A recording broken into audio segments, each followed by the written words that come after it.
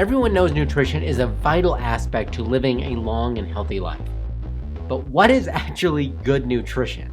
You see, every 5 years we get the new US dietary guidelines detailing what you would think would be the best advice from our health experts. However, after following these very guidelines for decades, the health and well-being of most Americans has dwindled. Chronic illness now a systemic growing problem. But wait, okay, we were following the guidelines. We were eating less red meat. We were eating less salt. We've been eating more heart-healthy whole grains. So what went wrong? Well, today we're sitting down with registered dietitian and author of the critically acclaimed book, Dietitians Dilemma, Hurn, who has not only had to rediscover what she has been taught to be healthy nutrition, but through the downward spiral of her own health and her clients, has now come to a new conclusion about how we should teach people to be healthy. Hey, welcome back to the Road to Recovery podcast. And we have a real treat for you guys today because we talk a lot about mental health on the podcast. Having had eating disorder issues, both me and Tommy were very strong advocates for mental health here. And we have today someone who's not only dealt with her own health issues, but a dietitian, Michelle Hurn, who's had a very evolving mindset on the dietary guidelines, mental health and food. And I think she's a very valuable voice to this discussion. Yeah, thanks so much for having me on. I appreciate you guys taking the time. Yeah, I mean, I love doing the long-winded intros where I almost run out of breath every single time. But I think a good place to start with you, Michelle, is kind of just some of your background, becoming a dietitian, your own health struggles, the whole 9 yards, and I'll let the floor go to you. Yeah, absolutely. So, my story really starts when I was 12 years old. I was diagnosed with a very serious eating disorder. I was diagnosed with anorexia. At that time, I was almost 5 feet tall, about 57.5 pounds. So my BMI was about 11.7. Wow. And, I was hospitalized. I went to inpatient treatment for 2 months. I remember, the doctor had a discussion with my parents before they left. And I wasn't supposed to be listening. I kind of snuck over to where they were. They were in a different office. And I heard the doctor tell my parents, that I had a less than a 10% chance to survive.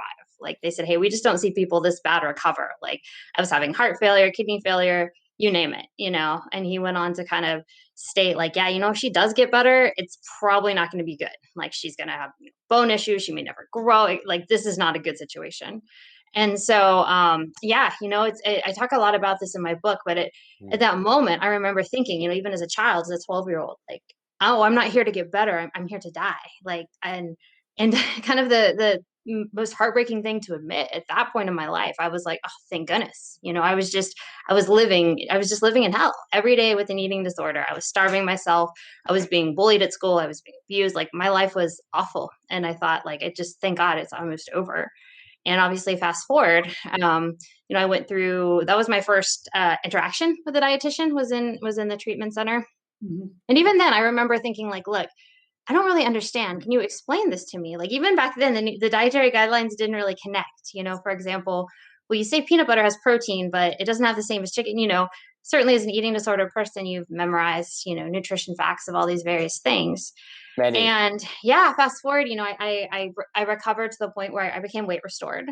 I was able to start participating in sports. I became an athlete, and I decided like, look, I want to help people. Like maybe if I become a dietitian, I can empathize. I can help people with their struggle because I knew nutrition was powerful, and I kind of had an idea that blood sugar stability, keeping your energy and your blood sugar stable was the key to recovery. And, went through college, got into the dietetic internship. And I was just blown away by how bad, for lack of a better word, it was working in a hospital. And for example, my first interaction in the ICU, I remember looking at the back at tube feeding formulas. And I was like, oh my God, this is the same it was when I was in treatment 25 years ago. Yeah. The first ingredients for tube feedings are maltodextrin, corn syrup solids. And I would ask my preceptors, I'd say, hey, should we be feeding people canola oil and soy protein isolate? And I was just told like, oh, hey, it's just calories. It's calories. We just got to get calories and protein. Then we would go see diabetics and people with, getting their legs amputated, having, teeth falling out, dementia at the ages of 40 and 50. So, why are we giving people so many carbohydrates and then giving them medicine? Like, wouldn't it make more sense to reduce carbohydrates? And I was immediately just pegged as this like, oh my God, this Michelle kid, she is just this difficult dietetic student, And you're new, you're young, you're thinking, okay, maybe I just don't understand. Maybe I'm missing something. And I was also told like, you can never, the problem is people aren't following the guidelines. You can never have too much whole grains or fruits and vegetables. And so I practiced this once I became a dietitian, and I was just so disheartened by how little progress I saw. I mean, we would call patients frequent flyers. They would continue to come back. And most of my patients were very like, look, I'm doing what you tell me. I'm eating these grains. I'm eating low fat protein, and I'm just hungry. I'm tired. I'm achy. And, I became really frustrated and at some point a little bit disillusioned. Like, is nobody going to get better? And the same thing with mental health. There are all these kind of potentially dogmatic thinking about, well, the Mediterranean diet is the best for mental health. And even to back up a little bit, as someone who'd recovered, or I'd say was in recovery for an eating disorder, I was told I was always going to have racing obsessive thoughts around food. Like, sorry, that's your lot in life. Like, you can become weight restored. You just have to learn how to cope with those behaviors.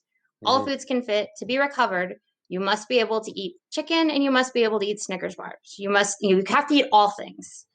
And so I believed that principle, and I did. And I suffered debilitating anxiety, depression, pain, muscle pain. But once again, I was just, this is recovery. This is my lot in life. So yeah, it really wasn't until I really lost my health to a pretty strong degree in 2019 that I kind of took a huge step back and really evaluated what were my choices from a nutrition standpoint, because I continued to see things that weren't working for my patients. And then I wish I could say like, yeah, at that point I made a huge change, but it wasn't until I lost my own health that I said, okay, I've got to explore some other options. Yeah, I mean, I think that's something that Tommy, I know you can relate to. Tommy here has gone through quite the ringer with his past eating disorder, having 2 heart attacks, being in a coma, having nerve damage in his left leg down to his foot. And it's no joke. Like, these things are serious problems. I was basically told I would never recover as well. And it was kind of the same as you. Something really bad had to happen with my health. Roughly about 2 years ago, I was obviously vegan for 40 years. I was doing really, really well as a vegan. I wasn't restricting or anything like that. I was totally over my eating disorder, but obviously I suffered a lot of health issues, and I had to go back to an omnivore diet basically. And from then, my health's been the best ever. So that was the big change that had to happen with me, really. So I know you talk about this in your book, Dietitians Dilemma, and I think it's pretty interesting. But what was, and it's kind of serendipitous, I went through a bunch of my most recent health issues the same year you have, and I'm still figuring out everything. Yeah. But it's kind of like in this moment where I thought I was doing all the right things, and for me, I was really still stuck in my eating disorder tendencies without even knowing it, because I had gained weight. In a lot of cases in the physical or in the medical setting, once you've restored some weight and you look generally normal, they don't really mention it to you anymore. So I really never even thought that I was still there, even though I was still, quote, obsessing over food all the time. I thought I was doing all the stuff. I was over exercising all the time. So I was entering just constant fatigue, and I couldn't figure out why. Over exercise, obviously. And I was also eating a bunch of crap that wasn't helping. But it's just amazing how, like you mentioned, you don't realize how bad things all around you are in the system until you lose everything yourself, in a sense. And so maybe we can kind of pick up your story there, where you started losing your health and you kind of enter this new evolution in thought again, in sort of a rediscovering. Sure. Yeah. So towards the end of 2019, I was working at a hospital, and I live right outside of Portland, Oregon. So I was working in 2 different hospitals, acute care hospital and a psychiatric hospital. And at the same time, I'm an endurance athlete. I'm a long distance runner. And so it was my goal to qualify for the Olympic trials in the marathon. So to do that, you have to run under 2 hours and 45 minutes. So I was training a lot, and it wasn't usual for me to train a lot. I've been doing this, most of my life, and I was eating a very high carbohydrate diet, like kind of the standard diet. And because I was I needed so many carbohydrates, or at least I thought I did, I was eating, 350 to 400 grams a day. And to get that, certainly I ate, oatmeal and, rice and things, but I also ate quite a bit of like granola bars and cookies and all kinds of other stuff. And, my anxiety was bad, but that wasn't unusual. Like, I was used to, like I said, the racing thoughts around food, but I started having like severe muscle pain, like very disproportionate to my training. And it kind of hit a wall. I went out on a run. It was supposed to be like an 8-mile run. And 2 miles in, I like started a cold sweat, like just felt sick, like I was gonna throw up. And I thought, do I have a virus? Like, what's going on? And it just kept getting worse. Like I felt like I was running in quicksand. I wasn't sleeping through the night. I was waking up with muscle spasms. My anxiety went from being bad to like panic attacks to where I wasn't sure I was going to be able to work. And kind of the final moment, I had a really rough day at work. Just, sometimes you have days with really challenging, challenging patient cases. And I came home and it was like, early, like at 5 p.m. And I just immediately fell asleep. I went into the bedroom, crashed out. I woke up at like 2 in the morning and it just felt like my muscles were on fire. And I just, had a moment. I'm in the kitchen, I'm crying, I'm taking ibuprofen. Like I couldn't get the pain to stop. So I drove to our local mini mart and got all this ice and I'm putting it in the bathtub and I'm sitting in ice. It's like 3 in the morning. Like, what am I doing with my life? And my wife came in and was like, maybe we should think about doing something differently here. And that's when I was like, that's it. You're right. Like, I'm done. Like the physical toll, the emotional toll, the spiritual toll, like I was broken. And I just thought maybe I'm too old to be an athlete. My anxiety is so bad. I'm never going to run again. We're going to give this dream up. And at that point, I actually don't remember if it was at that night or the next day. It was a pretty rough night. I was like, well, why don't I shift how I eat? Like maybe I should follow a ketogenic diet. Because I knew intuitively that a lot of these carbohydrates weren't making me feel great. I kind of knew about riding that blood sugar roller coaster. But I just was so indoctrinated that I needed them. I needed them to function as a human, to have energy, right? To fuel my brain. I needed them certainly as an athlete. And so I just said, okay, I'm gonna try a very low carb diet. Like that was the thought. And then I did some research on it and I found the carnivore diet, which is just meat and fat. And when I saw that, I remember being like literally laughing, like, what is this? Like, I can get behind eating meat. I'm originally from Texas. We ate a lot of meat growing up, but like all meat, I was like, that is nuts. That is restrictive. That is terrible. But then I started to do a little bit of research, like, okay, why are people doing this? That's why would anybody do this? And some of the stories I heard really surprised me, the reducing anxiety. And so I actually reached out to just a few people who were following this way of eating. And, I said, hey, my health's a mess. You look happy. I'm not happy. Can you teach me, explain to me? And then I, just being a curious person, I started learning about bioavailability. We're not taught that well in nutrition at all. You're taught like, oh, spinach, maybe it has less iron, but it's fine. Just keep eating a lot of it. You're not taught like, hey, the human body can't absorb this. Like this could cause harm to you. And so, yeah, that kind of led me down a really interesting, I guess, for lack of a better word, rabbit hole. And that's when I discovered Zach Bitter, who until yesterday, someone just beat his record, but he was the current 100-mile world record holder. And he was following a low carbohydrate diet. And I was like, this is nuts, and I started looking at research articles on low carbohydrate diets and diabetes. And I'm like, why don't we do this? Like, this is clearly effective. All these studies are telling me this is effective. They're reversing diabetes in months. My patients have had diabetes for decades. And so that basically kind of got the wheels of my head spinning, turning, like, okay. And then I just was like, all right, you know what do I have to lose? At this point, my health is a disaster, a total health disaster. So I just told my wife, I'm like, you know what? I'm going to eat meat, fat, and salt for 30 days. The extra protein will help my muscles. Whatever else, if there's anything else that I'm eating that might be, disagreeing with me, that'll be great to get out of my diet. And she was like, no, that is restrictive. That is eating disorder. That will only set you back. Definitely was not having it at all. And I can understand that. And I hear that argument. I get asked that quite a bit from various dietitians and various people. Like, how in the world can you recommend a low carb diet for someone who struggles with eating disorder issues? But I wish I could give you a good reason why, but just intuitively, I was like, I really need to try this. And, we thought about it for a while. And finally she was like, you know what, you're an adult, you're going to quit. This is stupid. Go for it. And, within about a week or so, I noticed that my muscle pain was gone, but I wasn't running. So I was like, okay, well, that's fine. But also I felt better. My energy was stable. I kind of just feel happier. It was strange. I'd never experienced just kind of like this calm. I was sleeping. I slept through the night. And then by the third week, my wife actually came in and said, hey, I want you to sit with me. And she said, you know what? I've known you for 11 years, and this is the best your anxiety has been in 11 years. After 3 weeks, Yeah. And that's when I knew, okay, I've got to further explore this. Because if this, nobody throughout my entire recovery, my entire dietitian education, into, starting to study for a master's degree, all the continuing education, nobody has ever mentioned to me that a low carb, keto, carnivore based diet could help with mental health.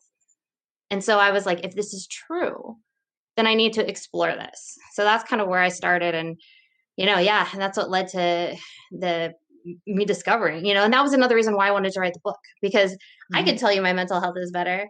I can, tons of testimonies and case studies and stories about it.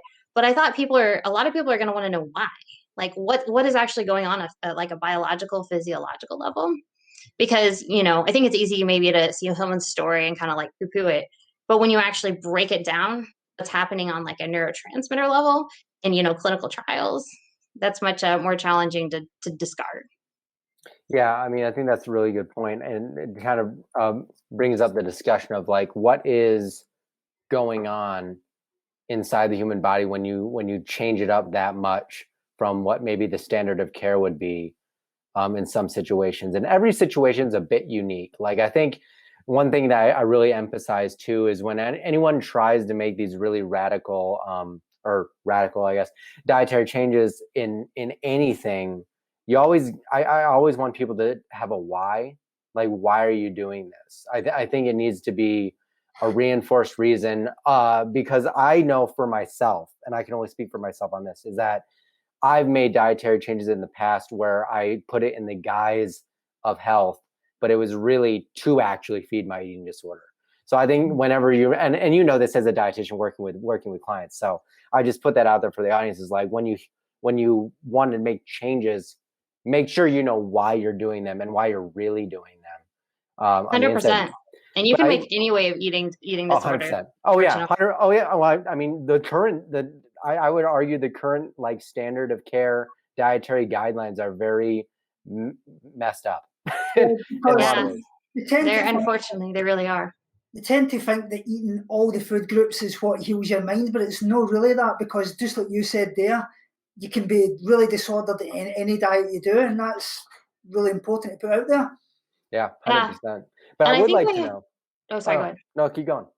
Oh, and I was just going to say, I think we had to, the more people I've talked to that have had like a lot of recovery, eating either a very low carb or ketogenic or even carnivore diet, I think we had to take a step back and, like, once I said, you have to say like, okay, why?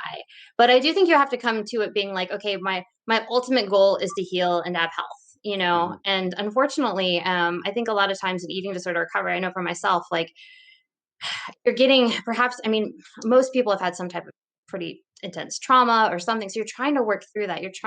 And so, kind of the thought is, okay, you're going to follow these guidelines. We're going to give you this standard meal plan. You're going to work through your trauma, and then you're going to be okay, or you're going to function to some degree in the world, right? You're going to be able to cope. And in my experience, most people with eating disorders, the statistics are bad. Like, we talk a lot about this in the book. Anorexia has the highest mortality rate of any psychiatric disorder.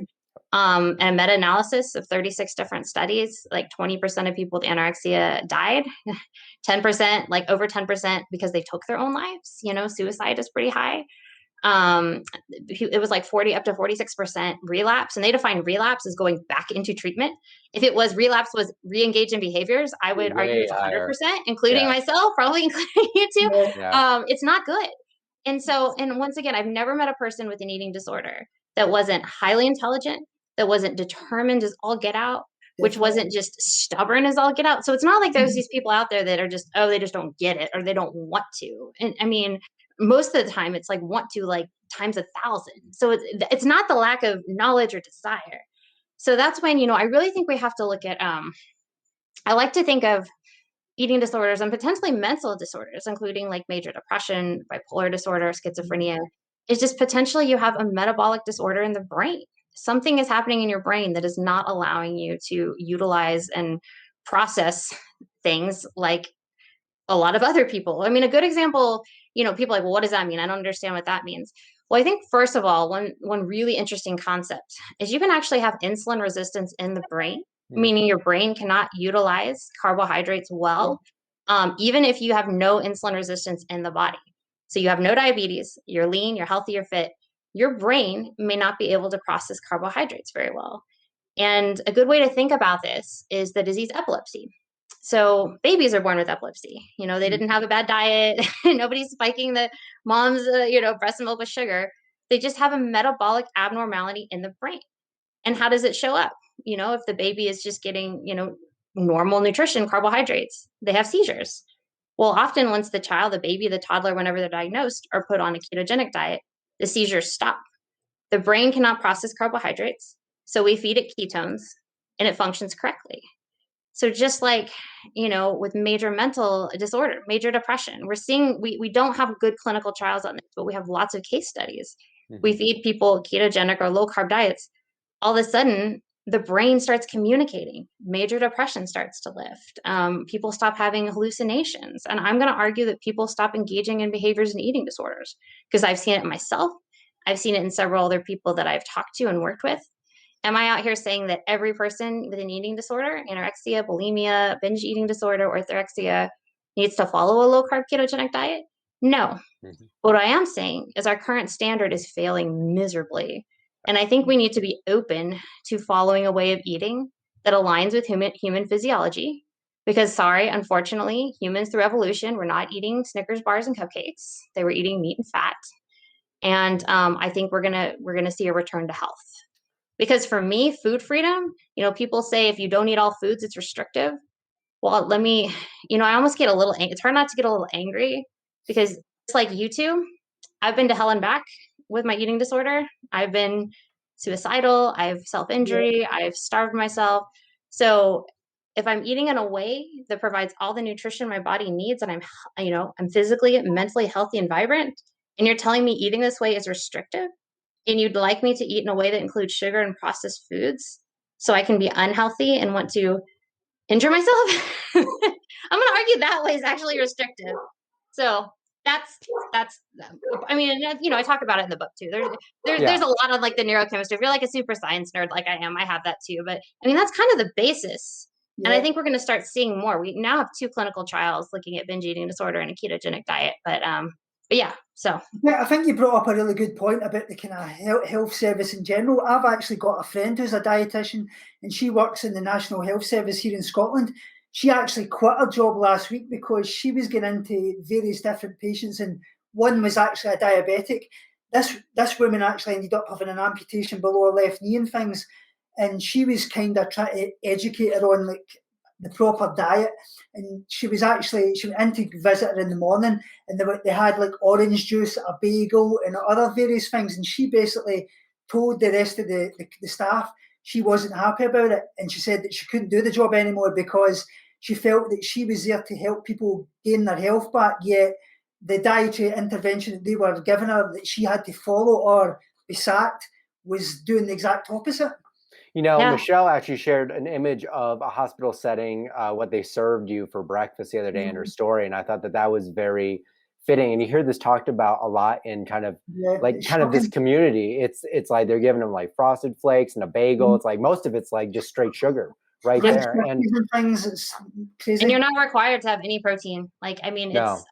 And also diabetics, like most of them are put on a 75 to 90 gram of carb per meal. Yeah, and they are allowed 10 grams over. And so 100 grams of carbohydrates. So yeah, it's a bagel, Frosted Flakes, orange juice, and a caramel macchiato. That's fine. No problem. 6 meals a day. Let's go. But once again, I think you're looking at a really important question and a very uncomfortable subject is hospitals, the healthcare system is not designed to heal people.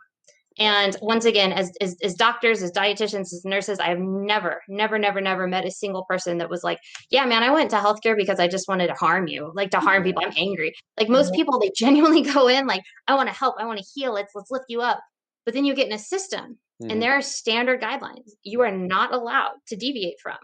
If you deviate from these guidelines, just, like for me, they said you cannot deviate from these guidelines. Because I got, you get your health back. I'm like, all right, I'm going to teach low carb nutrition. I'm going to get, no, Michelle, we cannot do that. You can, you could lose your license. The hospital could get in trouble. And so, and I went to our director, I have all these clinical trials, but if we heal you, if I got all diabetics, if all diabetics started following a low carb diet, we'll put insulin companies out of business. We'll put healthcare out of business, probably. So it's like, but I also can't kill you, right? So I have to keep you perpetually sick. And that's what our current nutrition guidelines do. You know, we know that when you eat a lot of processed carbohydrates, like that meal that you saw the picture of, if you're going to have a bagel and orange juice and frosted flakes, and everybody, you know, metabolizes things a little different. For diabetic, they eat that, you know, their blood sugar is going to be terrible. It's going to go up. They're going to have insulin. They're going to, you know, have more body fat. When we know diabetes causes all kinds of problems, blindness, neuropathy, kidney failure. Maybe for someone struggling with severe depression, maybe they're even lean, they're not underweight. That can cause, you know, panic attacks. That can cause brain fog. That can cause, you know, crying spells. It can cause all kinds of things. And our current nutrition system and medical system, well, nutrition system says, okay, good. That fits your, you know, 6 to 11 servings of starch. The medical system says, wow, you have a problem. Let's give you more medication that's going to cause more side effects. Yeah. It's really sad. You know, the goal really isn't to heal. And I think it's a really hard concept to wrap your head around, because we all want to envision that, you know, health and government, everything's out to help us. But you just have to, if you live in this world and you live in reality, that's not true. You know, and I guess I should also caveat that I'm talking chronic diseases. Mm-hmm. Like if you're in a major car accident, like if I break my arm, I actually had a stupid cleaning something. I got a bad cut on my arm. That our healthcare system is excellent. You know, sew you up, you're out. Good. That's an hour. You can fix that, you know.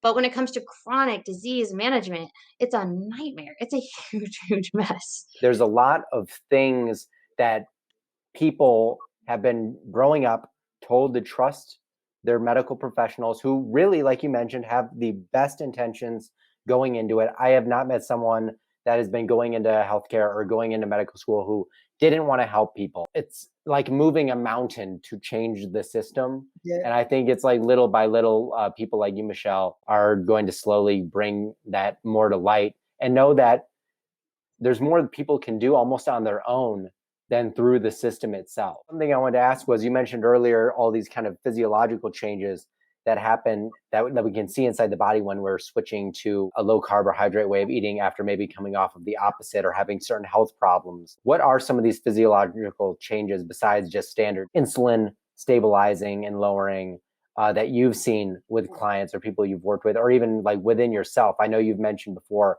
I think your own blood sugar stuff. Oh my gosh. Yeah. I will never forget. And this was during that year, that 2019 year. And then once again, like I've never been overweight. I've always been pretty lean as a distance runner. I was driving to a function and I had just had, you know, my kind of standard breakfast, oatmeal, banana, coffee. And I started sweating, like pouring. I had to pull over and I like started to feel dizzy. I'm like, oh, what is wrong? And now I understand, like, my body was over responding. I was producing way more insulin, you know, so many years of just high carb, high carb, high carb. My body was like massively pouring out insulin. So my blood sugar was tanking.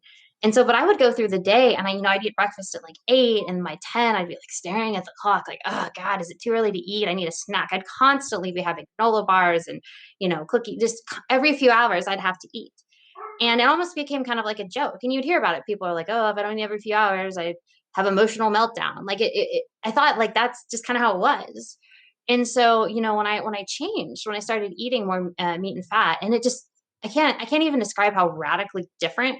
I mean, first of all, just the food. I mean, you go from, you know, I was still in the hospital setting at this time as a dietitian, and I would go in the morning and the dietitians are, you know, eating their bagels and cereal and donuts. And I have this like pound of ground beef butter. So it's like, oh, Michelle's kind of different. But I would just feel stable throughout the day. I wasn't hungry. And my muscle pain, like I said, disappeared. And all of a sudden I wasn't thinking about food. I remember like I was going to the grocery store after work once just to get, you know, a bag of coffee. And maybe, I don't know, I imagine a lot of people with eating disorder do this. You like walk through the granola bar aisle and it's like paralyzing. There's so many choices. What do I have? Is this? And I just was like, oh, cool, just got to get some coffee. Like it wasn't paralyzing to go through the grocery store. Like I wasn't so worried and obsessed about food. And we actually ended up getting a cow share. We got like several hundred pounds of beef at a time. We went and met the farmer, and I was, you know, grinding up this one cut of meat.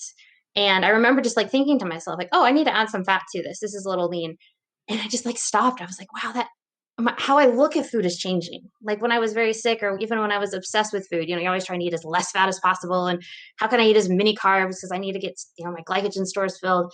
So how I looked at food changed. Yeah, and just my health in general changed. I could think clearer. I mean, I was able to hammer out a book in, 14 months. Kind of funny. I've been told there's a few typos in it. We're actually going back through and having it edited, print on demand on Amazon. So, but in general, I'd like to think, it's a good, solid book. But it almost sounds hokey though. If you're like listening to this, you're like, oh yeah, she follows a low carb diet and she's, years of anxiety have changed. But what happens, on that neurochemical, your neurotransmitters, like probably the two biggest things for me that kind of help solidify my understanding were one, the neurotransmitters glutamate and GABA. Like if you eat a lot of processed foods, and I mean, what define processed foods is even like quote unquote healthy, like whole grain bagels and pasta, what that can do is it can actually shift the neurotransmitter glutamate to up to 100 times higher in your brain. And when that happens, what happens is your body stops producing brain-derived neurotrophic factor. Well, brain-derived neurotrophic factor is essential in two things. One, coping with stress, and two, being able to change and rewire your brain. So think about it. You're in treatment. You're trying to learn all these new behaviors, and you're still eating the standard American diet. You're eating Cheerios. You're having a granola bar. You're getting all this therapy and this information, but you can't cope with stress, and your brain can't actually take in and utilize that new information. And so that's why I think when we say, we have to have all foods fit, we're not looking at the brain. We're not looking at how the human brain functions on that neurotransmitter level. And the second thing was just the brain needs zinc. It needs B12. It needs folate. It needs amino acids. And it does need glucose, but you don't even necessarily need to get glucose from carbohydrates. There's a process called gluconeogenesis. You can get it from protein. So yeah, when I started finally having all those things, my brain functioned much better. So yeah, I mean, it all makes sense, and it's really hard once I said to like argue with science. But I would encourage anybody who's like curious. Maybe you've been following the guidelines, or maybe you're just, you've been seeing a dietitian or a doctor and everybody keeps telling you the same thing. Like, oh, you have to have all foods fit, or recovery means all foods fit. If you're still struggling, I would encourage you to get with a coach, get with somebody. And if you're in a good place to try this, I think it's a viable option for many people. I guess one thing I was wanting to ask is, if somebody came to you and obviously was suffering with an eating disorder and they wanted to try this way of eating, what kind of foods would you help incorporate to get the calories up so that they were able to fully recover? Because Ryan's obviously tried this in the past. He wasn't able to gain weight properly. Yeah, quite a few other people that I know have struggled as well. I just think it would kind of help give people a bit of context and maybe help them.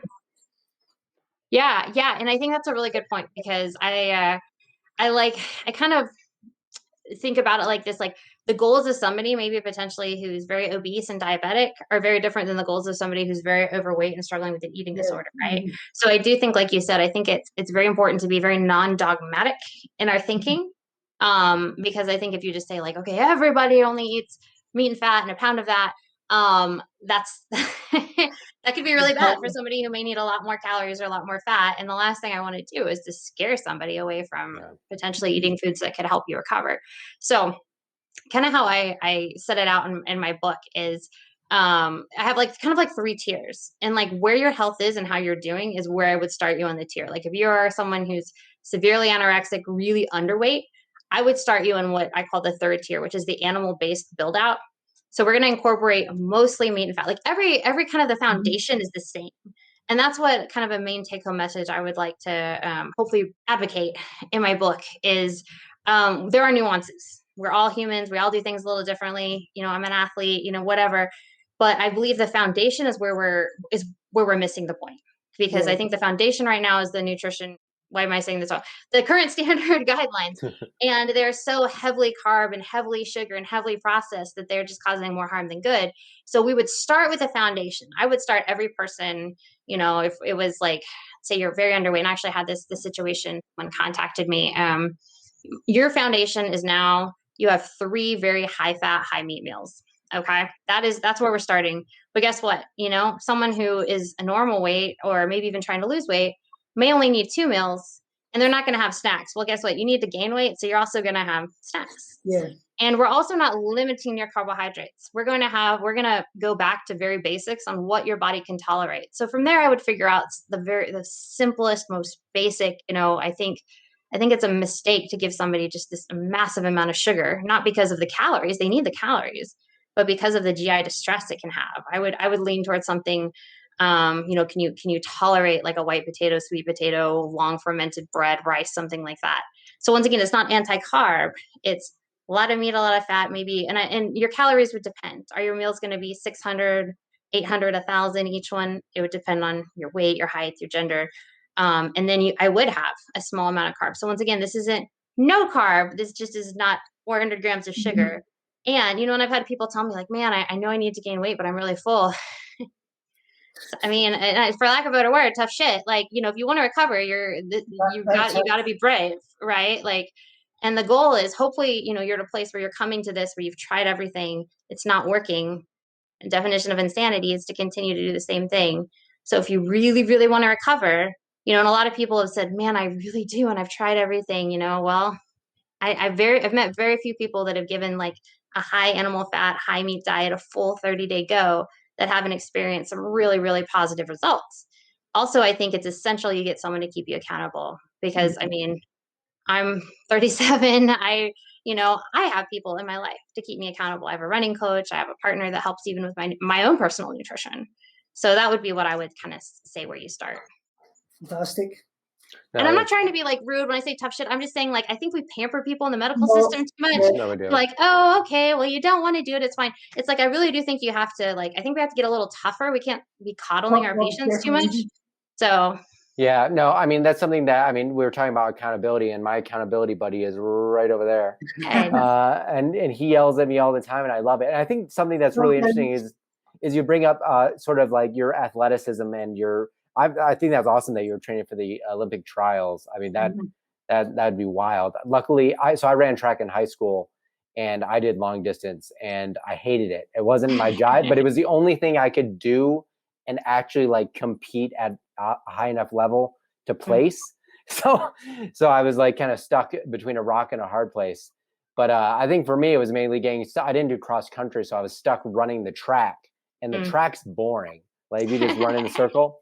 But I know Tommy was basically a semi-professional footballer back in the day.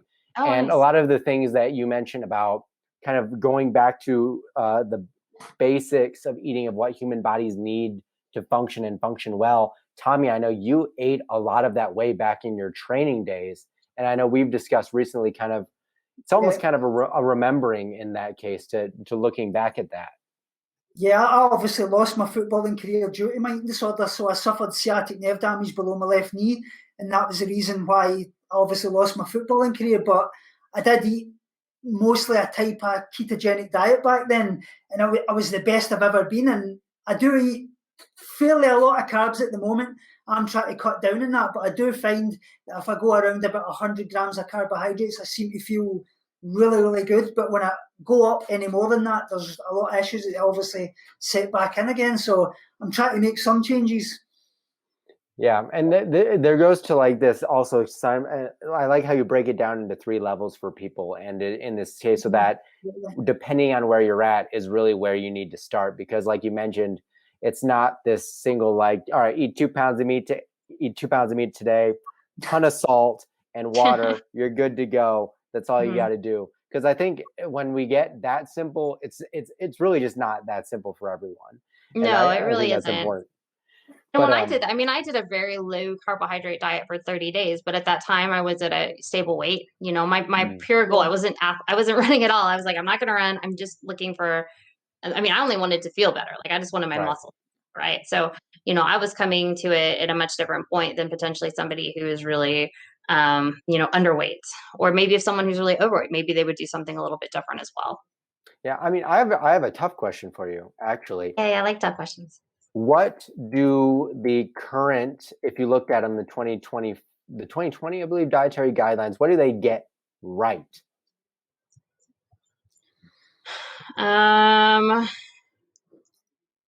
Gosh. I'm asking you because I don't know. Yeah, I was thinking exactly, from what I understand, they didn't change a whole lot.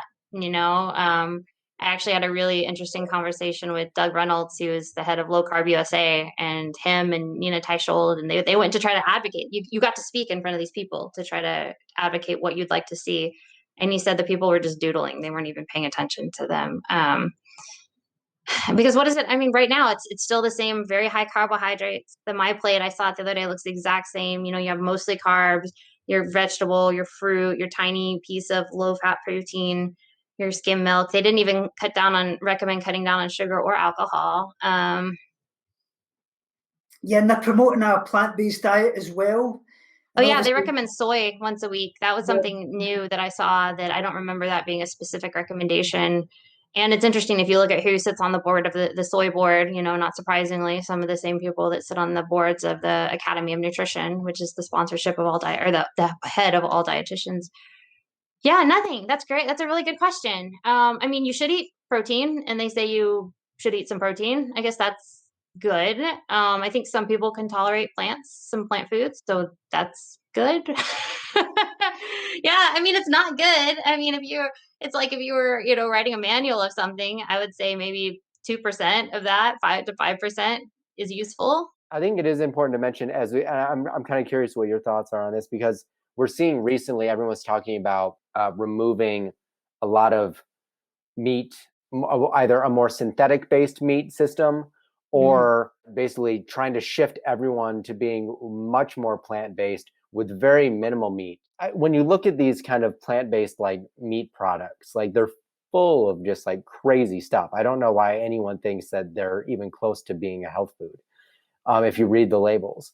But I mean, do you have any ideas on things like regenerative agriculture and stuff like that you're interested in, or have any thoughts about? Yeah, I think that's a great I'm area. super interested in regenerative agriculture. And I mean, as far as like those really, vegan diets or very, very plant-based diets, I think, you have to come back. And I always ask people, just take a step back. One, take the emotion out of it. Vegans, there's a few very, emotionally charged, I get at least one or two on my Instagram. You're a murderer. Meat is murder. Okay, take a breath, take the emotion out of it. Let's just look at facts. Every species has a species specific diet. I have a chow shepherd. I have a dog. I also have a tortoise. Guess what? They eat very differently. I do not feed my dog lettuce like I feed the tortoise. I don't feed the tortoise steak like I feed the dog. Because if I do, guess what happens? The tortoise will get sick and die. Callie, my dog, will get sick and die. Most people get that. Okay, cool. Humans have a very species-specific diet. As we moved away from that, we have become sick. And most people can agree that as we've incorporated a lot of processed foods, flour, sugar, we become very sick. But here's also the deal. Humans do not process or utilize plant foods well. I'm sorry that the entire world guidelines, grandparents have said, eat all your veggies. I cite my chapter in my book, the Plants versus Animals chapter, has the most clinical trials of any chapter, more than diabetes, more than mental health. They did studies where they had people eat 9 pounds of fruits and vegetables. And they are like, what's going to happen? They're going to have less DNA damage, less oxidation. They were so excited. Like, oh, we're going to encourage people to eat more fruits and vegetables. Well, guess what they found? They tested the levels, and yeah, we can see in your blood, you've got these, you've got the nutrients from plants are happening in your blood. They're not doing anything. The body cannot utilize or absorb them well. Humans we are bioavailable. We are meant to get most of our nutrition from meat and fat. That doesn't mean we can't get some calories or maybe a little bit of nutrition from plants. But throughout evolution, we evolved eating meat and fat. That's not like debatable, or there's no society throughout history that was vegan. And so now we have a lot of people who, I'm sure some people have very good intentions. Meat is bad for the environment. And we know, yes, some industrial factory farming is very bad. The animals are treated terrible. No human with an ounce of compassion wants animals to be treated badly. Well, regenerative farming, most farmers, we have a farm here that we buy our meat from, care very much about the animals.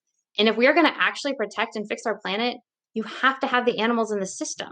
You need the manure. You need them to be eating the crops. You need that rotation. And so the solution to our climate crisis and the solution to human health is not to eat less meat.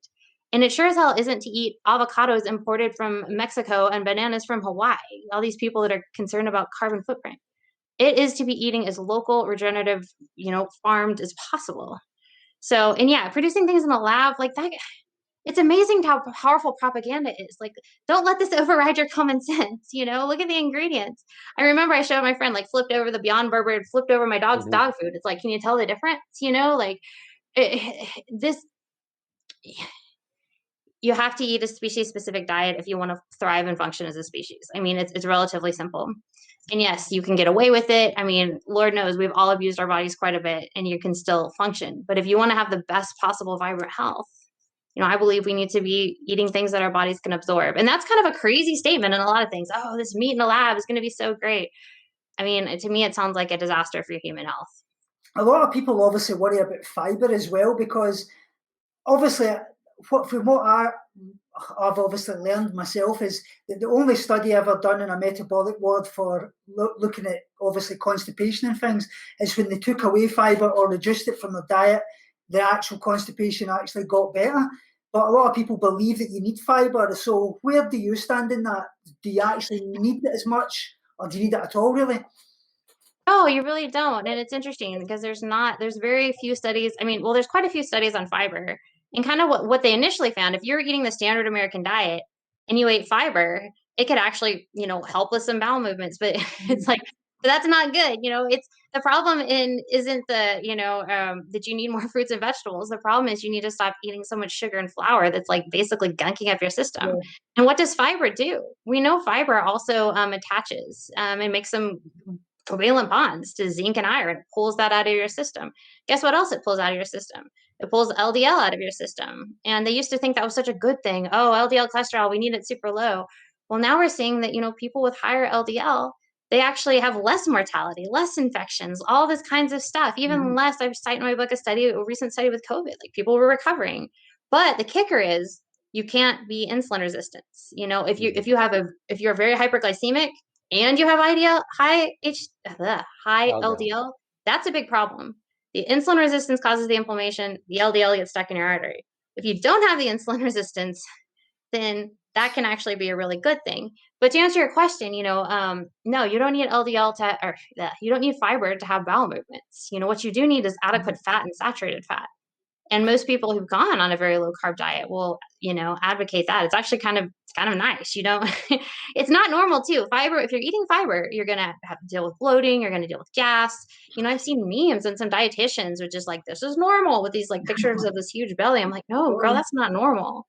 I think about like, if you're walking down the hall and you just felt a sharp shooting pain in your, your arm, you wouldn't be like, nah, that's just normal. That happens. You'd be like, oh, whoa, my arm hurts. That's weird. But we do that with bloating and with abdominal pain. Like, that just happened. Food should not make you be in pain. You should not have to, if you don't eat every 2 hours, you shouldn't have an emotional meltdown. And if you do eat, you shouldn't be bloated, gassy, full, miserable. If you do, then it's probably time to take a step back and look at that. But that was a long way of answering your question, is saying, no, you don't really need fiber. The studies, even with diverticulitis, it is very poor results. I find that really interesting too, because I've noticed that as I've lowered I eat like pretty well under like the what they would say is like the standard amount of fiber you should get, like 28 grams or 30 something grams for a male. And not only are my bowel movements like normal and they look normal and they're like, I don't want to get too personal, large, but I do not deal with, I used to eat like 6, 7, 8 cups of oatmeal a day when I was like trying to gain weight and train and do all this stuff. And I was bloated all day long. I was fatigued like crazy after I ate. And I had terrible gas. Like literally people would leave the room. My business partner, I remember specifically, my friend Eric, I was in the room, I let one out, and he went and got a huge fan from the other room in the office to bring in and just shoot on me. And this was all day long for years. That's what it was like when I was vegan, actually. It was absolutely terrible. Yeah. 120 grams of fiber a day. It was shocking. The human body is not designed to do that, and like I said, it's just, ugh. Yeah. One thing I brought up to my family is basically since the beginning of my eating disorder recovery 6 years ago, I was speaking to them. I was like, I haven't been as gassy lately. Have you noticed that? And they were like, yeah, you used to be terrible. And I was like, you're welcome. I've learned some things. But one thing I would like to know, just kind of that I think would it's unfortunate, but it's probably true, is like, have you received any sort of backlash from like the dietitian community? And I follow quite a few different dietitians on Instagram and stuff like that are kind of towing the line in many respects. Have you received backlash for your work and being vocal about this different way of thinking around things? I have, and I anticipate, hopefully, as as the book does better and grows and continues to sell, I'll receive more. And to me, that just is more people are thinking, more people are asking questions. I never mind. I've had a couple people just like reach out and say like, I don't get it, help me understand. But of course, then you have people that say like, I'm reporting you, you're a fraud, which is really interesting. I can't imagine somebody writing a book with all these clinical trials and I'm like, well, have you read my book? No. But I used to get very worried about it, very like angry. I mean, there was a point when I was writing the book that I actually it was a bad day. I had like 3 different people message me telling me that I was a horrible person and this is a terrible thing to advocate. And I just said, I'm not doing this. But I came back to when I was really struggling. There was 3 people in particular in kind of the ketogenic carnivore community I reached out to, and none of them said like, I mean, everyone responded to me. Everyone gave me their time. That was it. They didn't ask anything. They didn't have to help me or listen. And so it's like, it is my goal to advocate and to share my story. What does the science say? And to offer an alternative solution. Because I will never come on a podcast or write in my book or anything that this is, what is it? This doesn't cure. I'm not trying to cure. I'm not claiming to be cured or that this cures. I'm saying that like, I wish this had been an option when I was a kid, when I was 12, 13, 14. My life would have been so different. And I think we're going to help a lot of people. And I think a lot of people can have a much better quality of life. And, I'm not afraid of anybody. I mean, I anticipate more anger, more rejection. But here's the truth is people are going to come at you for anything. I did my talk with Dr. Barry. We did an interview, had so many incredible comments, really positive, really, wow, this is amazing. There was a 67 comment thread of people debating whether I was going to go to hell because I'm gay. So it's kind of like, all right, they were talking about nutrition. So I kind of let that fly by the wayside. I think to be in this business to some degree, you have to have thick skin. If you're speaking out against a really profoundly profitable and corrupt system, you have to have thick skin. And I think the worst thing that could possibly happen is, they're going to try to take away my RD. And if helping people and speaking out means that I eventually lose my license, then so be it. The first principle of medicine is do no harm, and so I believe that's what I'm doing. And hopefully I'm going to help a lot of people. And I can't worry about what anybody else thinks to some degree. Well, I know Tommy can attest to basically everything you have said after he came out of the vegan community for basically health reasons and new realizations and not being so dogmatic and having an open mind and wanting to explore more. And I appreciate that is what you're doing and kind of putting this out into the world and just letting people know that there are other ways to think about these things that your doctor or your dietitian may not be talking about because they can't or they don't know about it. So please let people know where they can find you, reach out to you, find your book. The book is awesome. Thank you very much. Get the book. Get the book. And yes, I do know there are a few spelling errors. We're working on it. So my name is Michelle Hurn. I am on Instagram most active. That's where, if you really want to get a hold of me, DM me on Instagram. I'll get back to you within a few days. It's at Run, Eat, Meet, Repeat. Since I'm a distance runner, I am on Twitter at Michelle Hurn RD. You can check out my website, thedietitiansdilemma.net. And if you want the book, you can get it on Amazon, The Dietitian's Dilemma. Right now it's available in paperback and the ebook. And we are recording next week for the Audible. So the Audible will be available by the end of the summer. That's awesome. Well, I appreciate, Tommy, you being here and Michelle taking the time and letting us pick your brain a little bit. It was fun. Well, it was great.